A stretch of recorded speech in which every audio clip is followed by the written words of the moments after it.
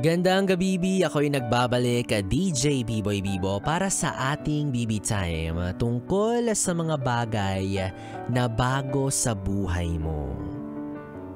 Bagong kotse, relo, pitaka, bahay, cellphone, damit, sapatos, yate. Yate! Mayabang yarn, may yate yarn. Si B-Boy Bibo nga naka-e-bike. Ni e-bike wala. Oo nga, na-realize ko wala pala ako nun.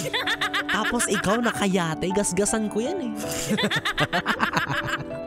Pero may kilala kong mas mayabang. Oy, tatahi-tahimik lang yan, pero meron niyang bagong jowa. Oh, yabang mo naman. Share mo naman yan, Char. Nakishare sa jowa ng iba. Naki-third wheel. Oo, yung may mga bagong jowa.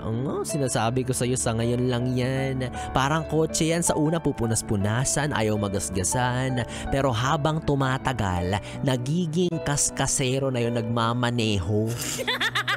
Oo, hindi na niya masyadong iniingatan yung sasakyan. Bitter. Oo, masarap sa feeling kapag merong bagong tao sa buhay mo. Diba? Yung meron kang bagong i-welcome, meron kang bagong kikilalanin, meron kang bagong tao na ipapakilala yung sarili mo. Ipakita mo kung sino ka. Paamoy mo yung amoy ng singit mo sa kanya. Dugyot. Diba? It's nice to know a person, especially kapag yan, magiging jowa mo.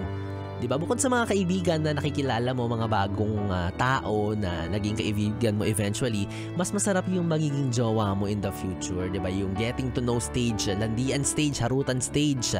Diyan mo aalamin yung ugali niya, diyan mo kikilalanin yung mga gusto niya. Diba? Then eventually, magiging kayo na. At bukod pa dyan, meron din syempreng isang bonus. Oo, kasi dyan din nagsisimula yung bukod sa kanya na bagong tao sa buhay mo, maipapakilala ka rin niya sa mga mahalagang tao sa buhay niya. Diba? Mga ituturing mong bagong kaibigan at mga kapamilya. Siyempre, i-flex ka niya sa mga taong yun, diba? Ipapakilala ka niya as jowa, o edi ikaw na yung pinapakilala. Yabang mo talaga. Inggit si B-Boy. Diba? Oo. Tapos iba rin yung kaba kapag pinakilala ka sa mga magulang niya. Yan, diba? Nakakapanik yan minsan, nakaka-nervyos. Hindi mo alam kung anong i-action mo. Magiging ikaw ba talaga? Magpapakatotoo ka ba sa sarili mo? O magpapanggap ka? Paplastikin mo sila? Ganyan. Pero syempre pipiliin mong magpakatotoo. Diba? At swerte mo kung magugustuhan ka ng future in-laws mo. Kasama na dyan yung mga kapatid niya, lolo't lola niya, mga pinsan, mga tito-tita. Diba? Pero iba rin naman yung saya kapag gusto ka ng mama niya. Yan, gusto ka ng papa niya. Tapos ang tawag sa'yo, anak. Nice! Anak, layuan mo na yung anak ko. Ayaw ka pala. Sinugarcoat lang. Kaya ikaw na may bagong BB na road to first monthsary. Ay, sarap. Gastusin. Deserve mo yan. Oo, pangalagaan mo yan. Ingatan mo siya. Marami nagkakagusto dyan, kaya wag mo sasaktan yan. Ako sinasabi ko sa'yo, ako na lang mag-aalaga dyan.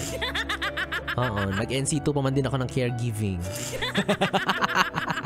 Yes, friend, 3 oras na BB tayo mga ating pinagsamahan na kasama mo ang BB mo sa radyo, DJ B-Boy Bibo, ang DJ na single, ready to mingle, basta walang label. Tuloy-tuloy ang ating tugtugan. Dito pa rin at dito ka lang sa istasyong tanggal limot ang problem, ang 101.1 Yes FM. Good night, BB. Mwah, mwah.